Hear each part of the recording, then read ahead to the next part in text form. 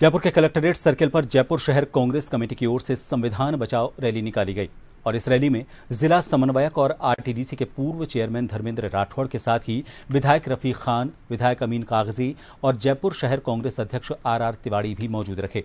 शहर में तेज धूप और गर्मी में भी कांग्रेसी कार्यकर्ता कलेक्ट्रेट सर्किल पर संविधान बचाओ रैली में बैठे रखे। रैली में धर्मेंद्र राठौड़ और आर तिवाड़ी ने केंद्र सरकार पर संविधान से छेड़छाड़ करने के आरोप लगाए। उन्होंने कहा कि ऑपरेशन सिंदूर में सभी लोग सरकार के साथ थे, लेकिन अमेरिकी राष्ट्रपति डोनाल्ड ट्रंप ने अचानक ट्वीट कर सीज फायर का ऐलान कर दिया और कश्मीर मुद्दे पर मध्यस्थता की भी बात की। इस पर पूरे देश ने सवाल उठाए, लेकिन प्रधानमंत्री चुप हैं।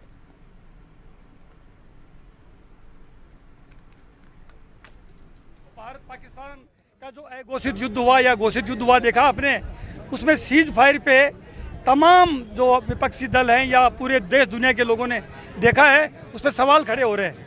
मोदी जी ने एक प्रश्न का उत्तर नहीं दिया है। राहुल गांधी जी, खड़गे साहब मांग कर रहे हैं कि तत्काल प्रभाव से विशेष सत्र पार्लियामेंट का बुलाया जाना चाहिए। ये सत्र बुलाने की बात नहीं कर रहे हैं। 2 बार सर्वदलीय बैठक हुई, प्रधानमंत्री जी उसमें आए नहीं हैं। तो ऐसी क्या बात है, क्या छुपाना चाह रहे हो आप? वो सोफिया केवल मुसलमान है लड़की, इसलिए वो कर्नल, भारत की आन बान शान, उसको भारतीय जनता पार्टी का एक बड़े राज्य का अगर मंत्री ये कहता है वो आतंकवादियों की बहन है। ये संविधान की धज्जियां नहीं उड़ा रहे हो क्या?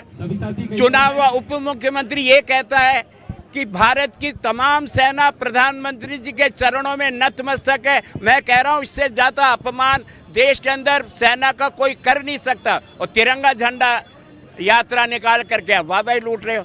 ये मुकदमा तो सरकार को खुद को दर्ज करना चाहिए था, जब उनके सबके सामने, पूरी दुनिया के सामने वीडियो मौजूद है। मैं तो सिर्फ इतनी गुजारिश कर रहा हूँ कि हम जो मुहिम लेके चल रहे हैं संविधान बचाओ की, ये भी एक उसका उल्लंघन है। ये जो नेशनल फ्लैग के साथ किया जा रहा है, ये भी एक उसका उल्लंघन है। और ये भी उल्लंघन है कि उनकी सरकार का एक आदमी इस पर स्पष्टीकरण नहीं दे रहा और कोई एक्शन की बात नहीं कर रहा, ये भी उसका उल्लंघन है। आप हमारे नरेंद्र बुडानिया जी को बिना कारण आप हटा देते हो, एक कमेटी की मीटिंग पूरी नहीं होती, ये भी संविधान का